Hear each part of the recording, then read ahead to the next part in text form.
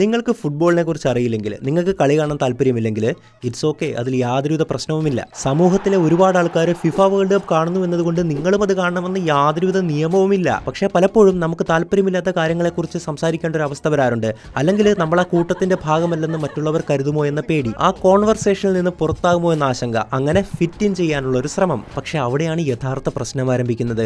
പതിയെ പതിയെ നമ്മൾ ഇഷ്ടപ്പെടുന്ന കാര്യങ്ങൾക്കല്ല, മറിച്ച് മറ്റുള്ളവർ ഇഷ്ടപ്പെടുന്ന കാര്യങ്ങൾക്കായിരിക്കും നമ്മൾ പ്രാധാന്യം കൊടുത്തു തുടങ്ങുന്നത്. നമ്മളെ ആവേശപ്പെടുത്തുന്ന കാര്യങ്ങൾ അന്വേഷിക്കുന്നതിന് പകരം സമൂഹം ആഘോഷിക്കപ്പെടുന്ന കാര്യങ്ങൾക്ക് പുറകെ നമ്മൾ ഓടാൻ തുടങ്ങുകയാണ്. ഒരു കാര്യം നമ്മൾ മനസ്സിലാക്കേണ്ടത്, ജീവിതത്തിലാണെങ്കിലും ബിസിനസ്സിലാണെങ്കിലും ഒരു വലിയ സത്യമുണ്ട്.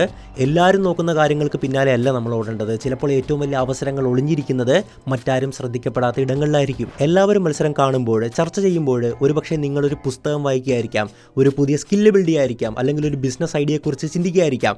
അതും ഒരേപോലെ വിലപ്പെട്ടതാണ്. എല്ലാ ട്രെൻഡുകളിലും പങ്കെടുക്കണമെന്നില്ല, എല്ലാ കാര്യങ്ങളെയും കുറിച്ച് അഭിപ്രായം പറയണമെന്നില്ല, എല്ലാ കാര്യങ്ങളെക്കുറിച്ച് അറിയണമെന്നുമില്ല. നിങ്ങൾക്ക് ഫുട്ബോൾ കാണാൻ താല്പര്യമില്ലെങ്കിൽ കാണണ്ട, നിങ്ങൾക്ക് ആ ഒരു സിനിമ ഇഷ്ടമില്ലെങ്കിൽ അത് കാണണ്ട, നിങ്ങൾക്ക് ആ ട്രെൻഡ് ഇഷ്ടമല്ലെങ്കിൽ അതും പിന്തുടരണ്ട. ജീവിതത്തിന്റെ ലക്ഷ്യം ഫിറ്റ് ഇൻ ചെയ്യുക എന്നുള്ളതല്ല, മറിച്ച് നിങ്ങളായി തന്നെ ഇരിക്കുക എന്നുള്ളതാണ്. കാരണം ലോകത്തിന് മറ്റൊരു കോപ്പി ആവശ്യമില്ല, യഥാർത്ഥ നിങ്ങളെയാണ് ആവശ്യം. ഫുട്ബോളിനെ കുറിച്ച് യാതൊന്നും അറിയില്ലെങ്കിലും എപ്പോഴും സ്റ്റാറ്റസും സ്റ്റോറിയും ഇടുന്ന നിങ്ങളുടെ സുഹൃത്തുണ്ടല്ലോ, അയച്ചു കൊടുക്കുക.